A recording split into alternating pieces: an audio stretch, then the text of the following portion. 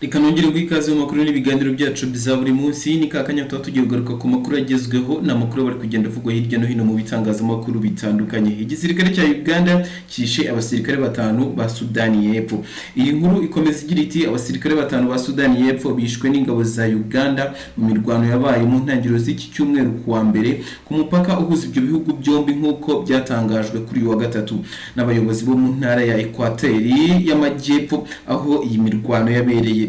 Imirwano yabaye kuwa mbere ariko kugeza ubu impamvu nyakuri yatumye habaho kurasana hagati y'impande zombi ntiramenyekana. Cyakora igisirikare cya Sudani y'Epfo SSPDF South Sudan People Defense Force cyemeje ko iyo mirwano yabaye kandi ko yishe abasirikare bacyo batanu.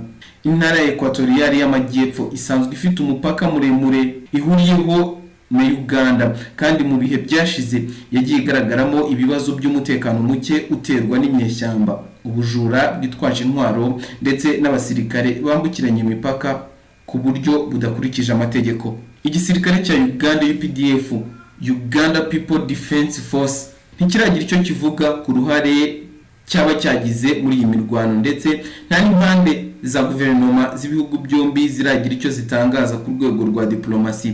Ibintu bikomeje guteza impungenge ku bijyanye n'umubano wa politike n'umutekano hagati ya Kampala na Juba. Uganda imaze igihe ifite uruhare mu bijyanye n'umutekano wa Sudani y'Epfo aho isanzwe ishyigikira ubutegetsi bwa Perezida Salva Kiir binyuze mu gutanga ubufasha bwa gisirikare ndetse no koherezayo ingabo zayo zidasanzwe.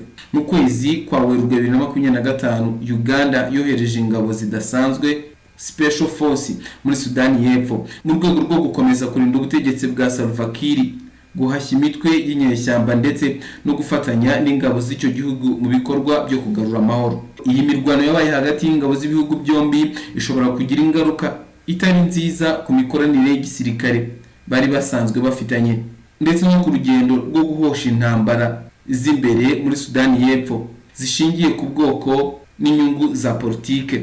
Abasesenguzi mu by'umutekano w'akarere bavuga ko amakimbirane nk'aya hagati y'ibihugu bifitanye ubufatanye mu bya gisirikare akenshi aba afite igisobanuro kinini kihishe inyuma, haba mu bya politike, mu mikoranire itavugwaho rumwe cyangwa mu gushaka kugaragaza ububasha. Ni mu gihe kandi Sudani y'Epfo ikomeje kugorwa n'ihurizo rikomeye ry'umutekano muke, ihungabana ry'ubukungu n'itinda mu ishyirwa mu bikorwa by'amasezerano y'amahoro hagati y'imitwe y'abahoze ari inyeshyamba n'ubutegetsi buriho.